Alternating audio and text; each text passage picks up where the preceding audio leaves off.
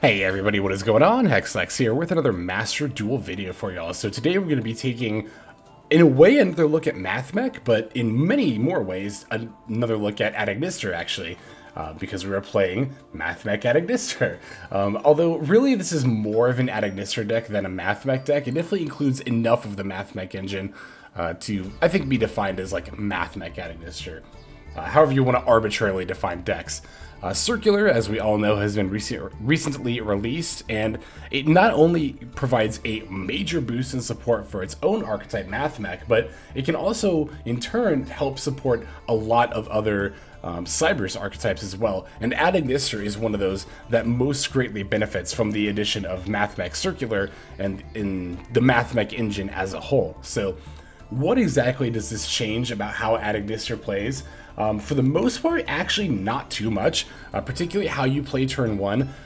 If you've watched any of my Ignister videos in the past, or you know about the deck and it's the way that it combos up to the Arrival Cybrse Ignister, we're going to be doing actually like the exact same combo line we would normally be doing anyway, but right at the very end, we can actually throw in a Mathmech line to, on top of our 5000 attack Arrival Cybrse Ignister, can also set up a Mathmech Superfractoral. Now, those of you who have watched my deck profile or my combo guide for Mathmech that I posted in the last couple of days, or if you've just, played with or against Mathmech, which if you've been playing, Master Duel Ranked Ladder at all in the last couple of days, odds are you've seen this deck, then you should know exactly how powerful this trap card is. It's like Tri-Brigade Revolt, but what it can set up is honestly a lot better than what Revolt can set up in the form of Primathmech Laplacian.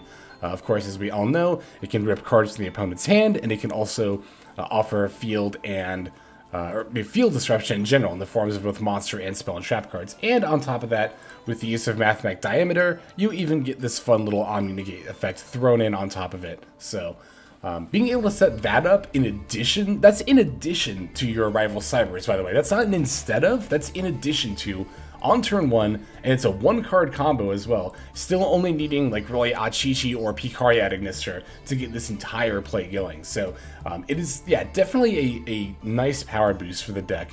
To be fair, the additional comboing does come at the end of the combo, so it does kind of assume that your play is going to be successful anyway, but that still doesn't mean that it's like a win more play, because in addition to providing so much more advantage, even if you're like going second or something like that, Mathmech Circular just offers so many more plays for this deck. Like I've had games where, I'll go second, I'll open Mathmech Circular, and I'll just start by doing Mathmech stuff, and then my opponent will use all the responses, and then once they're all out of responses, I'm like, okay, cool, normal summon Achichi Ignister, and then they're just like, wait, what? It's like, I have a whole other combo line, in addition to this other, like, value engine in the deck. Now, because of course Ignister still needs like the bulk of deck space for its support, we do have to be like a bit mindful of what Mathmech cards we're using. I'm using 3 Circular, obviously because it's the best Mathmech. Diameter we're using to get that Omni-Negate. Nabla, which we actually don't, or I don't anyway, use in like my regular Mathmech deck. We actually do need to play a copy of it as a part of our combo here.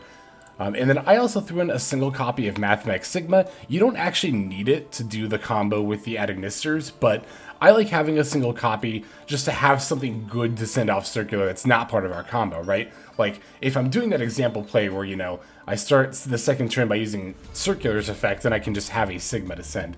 I've also got a Mathmech Equation in here as well. We don't use this as part of our combo either, but this can be good to search with Circular when you're going second because it makes it easier to go into the, the good old Update Jammer Accesscode OTK.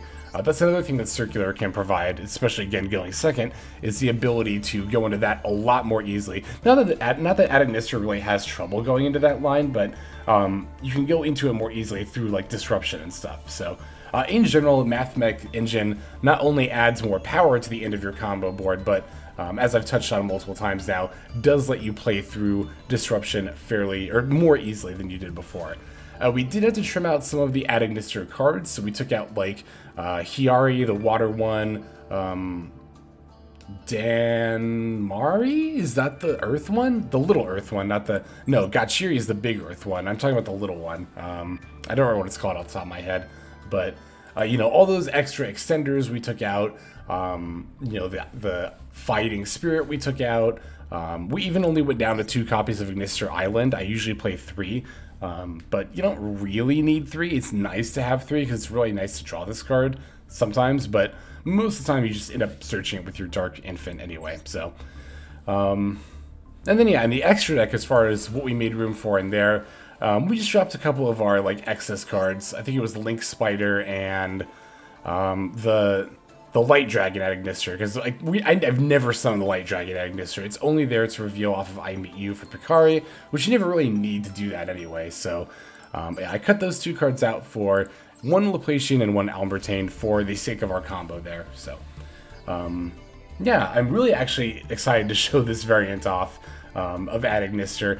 There actually is merit to playing the deck without the Mathmechs, because you get additional extenders and you get additional disruption tools as well. You get to play Forbidden Droplet was one of the big cards that ended up getting cut. Not just Droplet, but like even Imperm and Valor. I was playing 2 Valor, 3 Imperm before, but in order to make room for all the Mathmech stuff, I've cut down to just a single copy of each, which again, I'm fine doing because the Mathmech engine offers a huge power boost for this deck, but there is merit to, if you wanted to play the pure variant, to get more of that like Valor, Imperm, Droplet kind of action. I think that's entirely valid as well. Alright, so I think that's about everything I wanted to talk about as far as the deck itself goes. Let's, as always ever, break it down card by card, and then we'll take a look at some gameplay with the deck. We're playing 1 Effect Valor, 3 Maxx, 3 Achichi at Ignister, 3 Ash Blossom and Joy Spring, 1 Bururu at Ignister, 1 Mathmech Sigma, 1 Mathmech Nabla, 3 Pikari at Ignister, 1 Doyon at Ignister, 1 Mathmech Diameter, 3 Mathmech Circular, 1 Danmari at Ignister. No, Danmari is the other dark one, not the Earth one. I don't remember what the other Earth one is called. Anyway, 1 Gatchiri at Ignister, 1 Nibiru the Primal Being, 1 Harpie's Feather Duster, 3 Cynet Mining, 1 Mathmech Equation, 3 I Meet You, 2 Ignister Island, 2 Call by the Grave, 1 Crossout Designator, 1 A.I.dle Reborn, 1 Infinite Impermanence, and then 1 Mathmech Superfractoral. That rounds out the main deck. Now for the extra deck, we're going to be playing 1 Wind Pegasus at Ignister, 1 Primathmech Laplacian, 1 Primathmech Alembertain, 1 Linguriboh, 2 Dark Infant at Ignister, 1 Cybrse Wicckid, 1 Update Jammer, 2 Splash Mage, 1 Transcode Talker, 1 Dark Templar at Ignister, 1 Decode Talker Heat Soul, 1 Accesscode Talker, and then finally 1 the Arrival Cybrse at Ignister. And that's going to round out our list. Now let's take a look at some gameplay. For our first game here, we'll be playing against Sky Strikers, which I'm frankly surprised. I mentioned this, I think, already in a previous video, but I'll say it again here. I'm very surprised I've not run into this deck more often in the last couple of days. It's kind of a shame. I think it's really good, but I don't know if it's seeing... I don't know if the representation is matching the power level right now. I guess we'll see. We'll see once we get our next meta analysis in a couple of weeks, but... I'm going to start off with Pikari at Ignister here and go for the Dark Infant. For the most part, this is going to be a very typical turn 1 combo line. If you're not familiar with how at Ignister inherently combos, feel free to, there should be linked in the description a link to my combo guide for this deck. So you can feel free to check that out and learn how this deck makes its plays. But I'll go ahead and stop and point out where things are going to differ. It's going to be towards the end of the combo, but I will make sure to point that out. So... again, pretty typical stuff that we're doing so far. I actually technically don't need the Cybrse Wicckid because I already have Bururu at Ignister in my hand, but I can use it to add a Mathmech card anyway, just for a little additional advantage. I can just add this Mathmech Sigma because I'm not going to need it for the rest of my combo. I'm not going to use it, but again, it's nice to have, so just to have additional cards in hand. Alright, yep, now we're going to go into the transcode, use the Ignister, well, we use the Doyon to wheel the I Meet You first. Then we're going to use Ignister Island for Bururu. Bururu is going to send Danmari. After that, Decode Talker brings back the Cybrse Wicckid, and then we use those 3 to go into Dark Templar at Ignister. From there, we're going to use Ignister Island. I didn't explain the combo anyway. We're going to use Ignister Island to summon that Pikari. We can do this because we normal summon Pikari initially. We have not yet special summoned it off of the Ignister Island effect. So sometimes I see people ask, wait, why can you summon the same monster twice off of Island? We're not summoning it twice off of Island. We normal summoned it and then special summoned it later off of Island. So Gonna, of course, bounce the Dark Infant out of Dark Templar zone and make it Divine because, you know, we're not playing any of the Egyptian God cards. We're not going to be risking any overlap on that attribute. Yeah, I was thinking for the Wind Pegasus to go into, or to rather bring back the Pikari. Now, this is where things are going to differ, because normally what you would do is you would just use these 5 monsters to make your 5,000 attack Arrival Cybrse and then call it a turn. But we're going to do a little bit more than that. I'm going to use my remaining 2 level 4 Ignister monsters, Doyon and Pikari, to go into my Primathmech Alembertain. Now, I'm going to use Alembertain's effect, detaching both the materials in order to add the Mathmech Circular. Now, using Circular's effect, I can send the Nabla, I think it's called. I always forget this one. Yeah, Nabla from deck to the graveyard. Now I'm going to use Alembertain's effect to bring back that Nabla I just sent. And then with Circular's effect, I get to add the Superfractoral. Now, it does actually have to be exactly this one, Mathmech Nabla. Because of the effect, I'm going to sack itself in order to bring the Diameter out of my deck. And that's going to be very, very important for 2 reasons. One, this now will set me up with 3 Mathmech monsters I can bring back with the Superfractoral. If I just, if I not summon Nabla, then I'd only have 2. But Nabla can only get the 3rd one. It can also grab Diameter specifically as your 3rd one, which will allow us to get the Omni-Negate effect during the opponent's turn there. So that'll be nice. I'm going to leak these 2 away for a Splash Mage, and now I can use Splash Mage to bring back really any one of my Cybrse monsters that differs in attribute from one that's already on my board. Now, once again, I have 5, monsters with different attributes. I'm going to send those all away for my 5,000 attack Arrival Cybrse. So, as you can see, we didn't have to go out of our way to do that at all. We still end on a 5,000 attack Arrival Cybrse. We just get this Superfractoral set up on top of that, which is very, very nice. Alright, so the opponent's going to lead with a Desires here. I could have potentially negated that with Danmari, but I just let it resolve. I figure it's fine. I thought it was actually going to be Sword Soul when I saw Desires, and I was planning on using Danmari on, like, a Moye or something, but here... Alright, now I'm actually going to fire off the Maxx in response to linkage, just to see if they've got like a call by or something, but they don't, so I'm just going to negate the linkage anyway with Danmari. That's literally the only reason I fired off Maxx was to see if I could bait a call by, so that way call by wouldn't hit one of the monsters I plan on bringing back with my Superfractoral.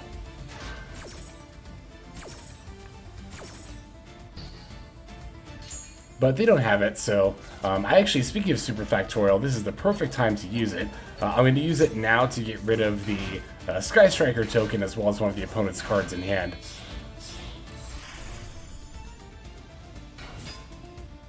And then, of course, we also have an Omni-Negate in addition to that. So, and actually, as luck would have it, the one card I happened to send from my opponent's hand to the graveyard was actually a Sky Striker Mobilizing Cage. So, like, how lucky can you get? Very is the answer. And yeah, that's enough for the opponent to concede right there. They've lost their best card in their hand. They've lost the token they were going to exceed, or not exceed, link with.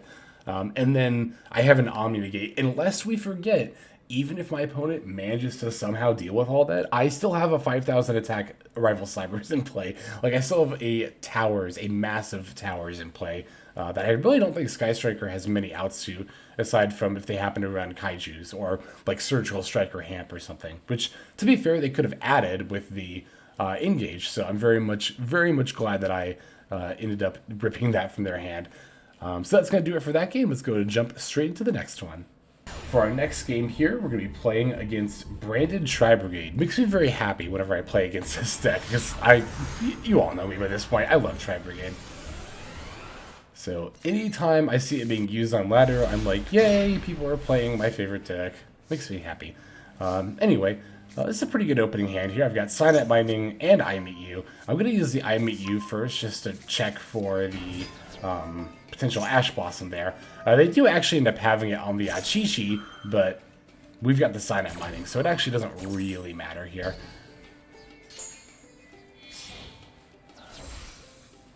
Yeah, we'll start by using the Achichi to go into my Dark Infant, see if I can grab the island. I want to do this first, just to see if this is successful before I commit to Cynet Mining. Because if it wasn't successful, then I could use Cynet Mining to grab Mathmech Circular, and then I have just different plays I make from there. Yet again, just another example of how the Mathmech engine can potentially help this deck play through multiple negates.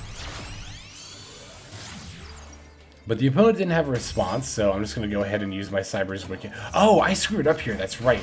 I think I could have added a Doyon at Ignister here that I actually didn't end up doing. That's right, I misplayed here. I thought because I had Bururu at Ignister that I didn't need Doyon, but I actually do still need Doyon here to make plays, so to make the full combo, rather. Because I don't have Doyon here, I actually don't have another at Ignister monster in my hand for Ignister Island. So because I misplayed, I'm going to have to go into just a 3000 attack Arrival Cybrse and then just pass.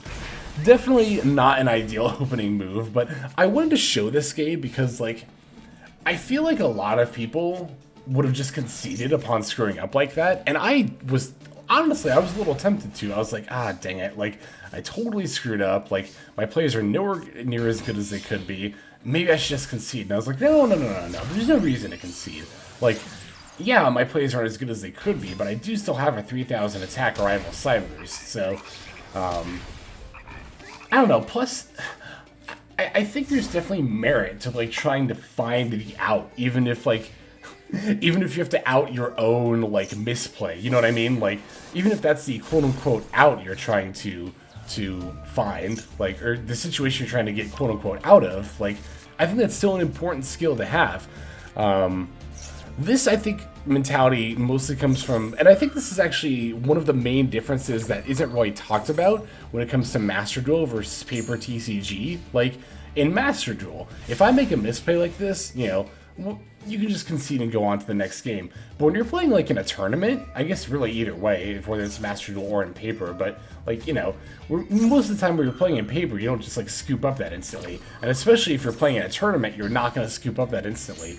But that doesn't mean you're not going to make mistakes while you're playing paper TCG or while you're playing in a tournament. So, I don't know, I just think having, plus also, like, you know, if you are focused on ranking up, you don't want to be, you know, taking L's for no reason. Rather not for no reason, but if you don't have to, you don't want to be taking L's. So, yeah, I don't know. I think it's a skill worth practicing. Like, even if you royally screw up. And you know, I even also had the thought of like, oh, can I even show this game on the channel because I misplayed so bad? But it's like, yeah, you know what? I'll show it. Why not? Like, we all misplay.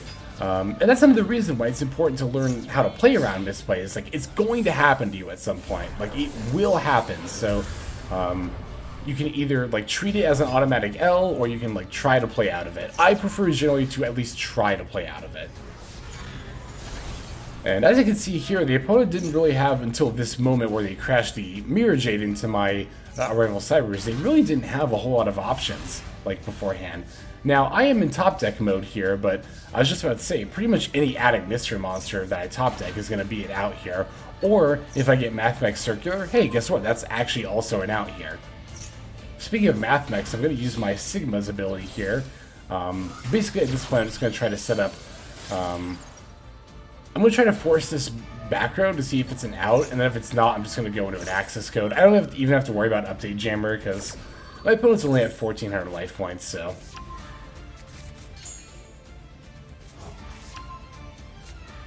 The A.I.dle Reborn here is going to be very nice as well. Like, yeah, I have so many different resources here, too, that I can go into this access code with that, you know, like I said, I'm really just probing my opponent to see if they have a response. I haven't even normal summoned yet. Oh, that's right, they just concede at that point. Because, yeah, at this point they know the access code is inevitable and that they're going to lose to it. If their face-down card isn't a response, which didn't really seem like it was, but, yeah, I just had a lot of different ways that I could get the win there, so... yeah, moral of that game is, like, sometimes we misplay, sometimes minorly, sometimes majorly, but even if you majorly misplay, that doesn't mean the game is lost. And again, I just want to talk about how I think that is an important skill to practice, is playing through your own misplays. So there's that game. Let's take a look at the next one. This next opponent is going to be a Mathmech opponent. They are playing a lot into the Code Talker package. Which isn't really something I've covered too much in my own Mathmech videos. I think I will try that variant of Mathmech, the, like, quote-unquote Code Talker variant, and, we'll talk about it then, but take a look at this opening hand. Like, you wouldn't even guess that I'm playing Ignister with this hand. This is just, like, a pure Mathmech hand, but if we look at the extra deck, nope, this is still Ignister, so, I get to kind of like quote unquote trick my opponent here. I get to make them think that I'm playing Mathmech, which is this. I kind of say this jokingly, but it actually is relevant here. Like, because of the way my hand is playing, you know, my opponent is gonna be assuming that I'm a Mathmech player, but it's really easier for them to put all their outs into my Mathmech cards, and then during my next turn, I just top deck Achichi, Ignister, or Pikari, and then I just make plays. Like, yeah, it's interesting. This hand, like, it might look like, you know, ugh, you're playing Ignister, you didn't even open any of your Ignister cards, but it's actually, you know, one of the reasons I, again, like playing the Mathmech engine a lot in this deck. The Circular provides just so many more, like, additional plays that, you know, even if you're not doing, like, the traditional turn 1 combo, we still have just so many different things we can do. Like here, I'm gonna start hand ripping my opponent, actually. Oh no, I don't. Sorry, I thought I did. No, I'm gonna save that for my opponent's turn. Yeah, no, yeah, because normally I would have done that in this situation if I was actually playing Mathmech, but because we only have one of the Laplacian in our extra decks, we can only really do that once. So I'm gonna go for Heat Soul instead. Very glad I did, as I draw Ash Blossom and Joyous Spring, and then I can also set up a Linguriboh. Just in case our opponent ends up, you know, setting any back rows or something.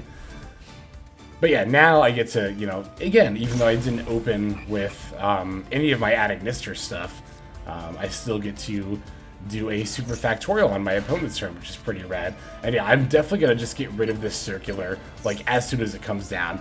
But the opponent has a call by, which really, really sucks. This is why when we're playing Mathmech, we play Ghost Spells in that deck, so this exact situation does not happen to us. Like, I mean, the thing is, we do still get the monsters back, we just can't make anything with them, and so. It's actually, Tri-Brigade Revolt does work the same way.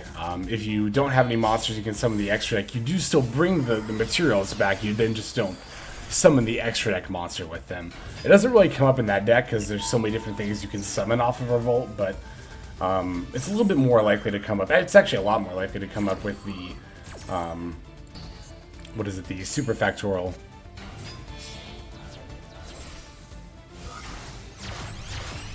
Yeah, so here I'm like, there's a part of me that's a little concerned about an Update Jammer OTK, but then I realized, like, you know, even if they've got the Update Jammer, they can only banish, what, two cards off of, well, I guess if they go for, well, no, because, yeah, they can't go for Update Jammer anymore, so if they were to go for Accesscode Update Jammer, they'd be able to, like, banish 3 cards, but that still wouldn't be enough for lethal. They'd have to attack one of my defense mode monsters and leave me at 17, so. Since they can't go for lethal with Accesscode, looks like they're going for the Transcode plus Heat Soul instead, and then I guess they're going to follow it up with an Accesscode.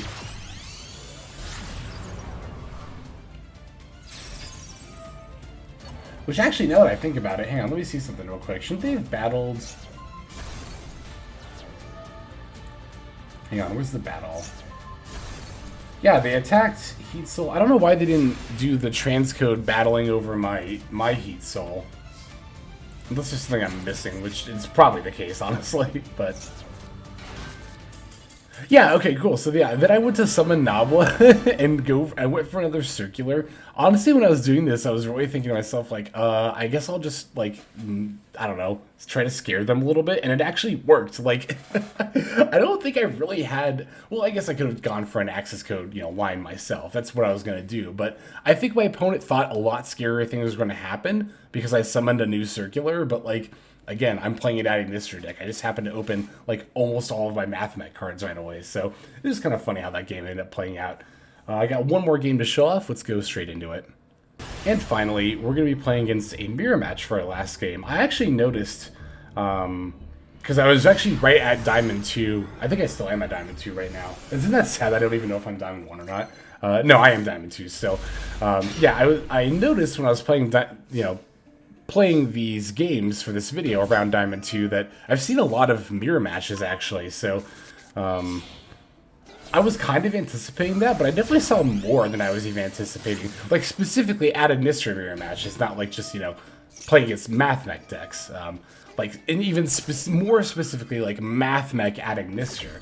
This mirror match I played against quite a few times in Upper Diamond, so yeah, been seeing it a fair bit. It's cool to see Ignister get played so much again. Like I talked about the Tri-Brigades, I like it when people play my favorite decks, and aside from Tri-Brigade, I think Ignister is one of my favorite decks currently in Master Duel. The other, of course, being Heroes. I think, are those my top three? Is it, well, it's definitely Tri-Brigade and Heroes are my top two, but what is the third one? Is it actually Ignister? I'd have to think about that, I think. Ignister is definitely an upper contender, that's for sure. I just think it's like, I like this deck's combo line. It's really long and convoluted, which I think adds to how cool it is. And then at the end of it, you get this like giant monster that just can't be, that's just unaffected by all card effects. And now, you also get hand disruption, board disruption, and an Omni Negate. It's so absurd. Like, it's ridiculous, honestly. The Primal, or the Superfractal, the Equation, the Mathmech trap card is like, I know I've been comparing it to Revolt, but just because of like what you can go into, it's an even better Revolt, honestly.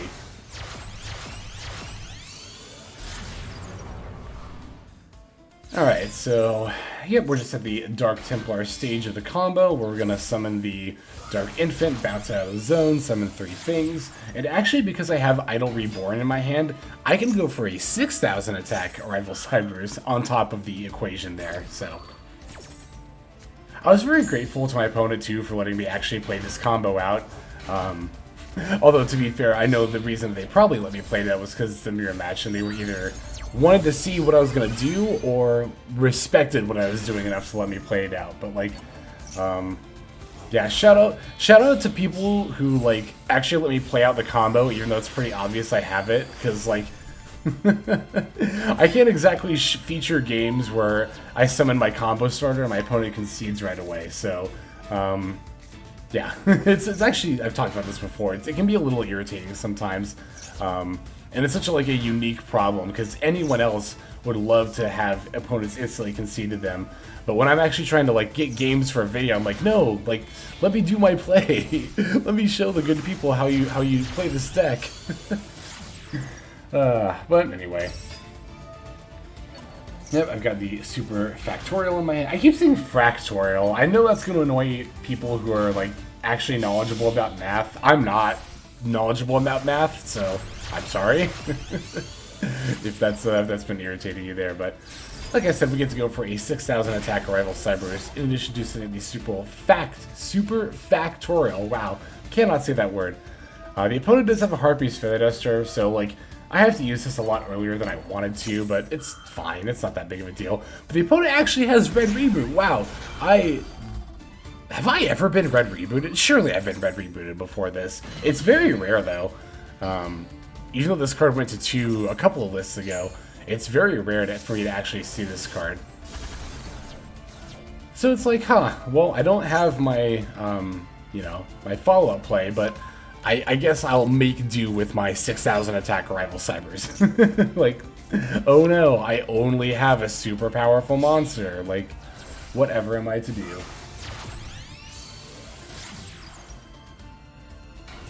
And at this point, I'm kind of thinking to myself, like, isn't making their own 6,000 attack Arrival Cybrse and crashing into mine like the best my opponent could possibly hope to do here? But I get the Danmari off anyway. Like, I had that set up the whole time as well, so I knew I was just going to negate the Ignister Island. I thought about maybe negating the Dark Infant Search, but they could have had the field spell in their hand. Although, I guess to be fair, if they had Ignister Island in their hand, and they just played the non-negated copy over the negated one. So it actually didn't really matter which one I negated, did it? Okay, well, never mind. Yeah, they're just going to crash their monster into mine as I negate their main combo piece, thus giving me the win. So there are those games. Now let's go ahead and move on to the outro. Alright everybody, thank you so much for watching all the way to the very end of the video like this. That means a whole lot to me. Not just personally, but it's also a great way of supporting the channel as well. If you're interested in supporting the channel in other means, you can of course feel free to comment and or subscribe right here on YouTube. I'm always looking to the comments section. You guys leave some pretty awesome feedback as far as like constructive criticism goes when it comes to deck building, gameplay, channel content, all that stuff. So feel free to leave your opinion down there. I will be sure to take a look at that there. And then subscribing is going to be the best way to get notifications of when these videos drop. That does happen every day, by the way, so if you're looking for daily Master Duel content, you've come to the right place. And there are more places where you can get some daily Master Duel content. If you check out the description below, follow the top link over to my Patreon page. There for just $5 a month, which is as much as you pay for a booster pack, you'll find a lot more value than a pack full of filler over there. We've got some previews for content upcoming here on the channel. We've got some exclusive games that are only posted over on Patreon over there. We've got some Q&As, and then you can also have your name featured in this lovely credit sequence where I thank all of the people who are helping contribute over there on Patreon. It's a huge support to the channel, and it really means a lot as well. So thank you everyone who is donating that is featured here on screen. And again, you know, it's not just a pure donation, you do get some more daily Master Duel content over there just for being a part of the Patreon. But I think that's about all the time that I have for today's video. Once again, I just want to thank you so very much for sticking all the way to the end of the video. Again, it just means a lot, as I do put a decent amount of work into getting these videos out every single day. But that's about all the time that I've got for now, so without further ado, this is Xlex. I'm signing out, and I hope you have a fantastic day.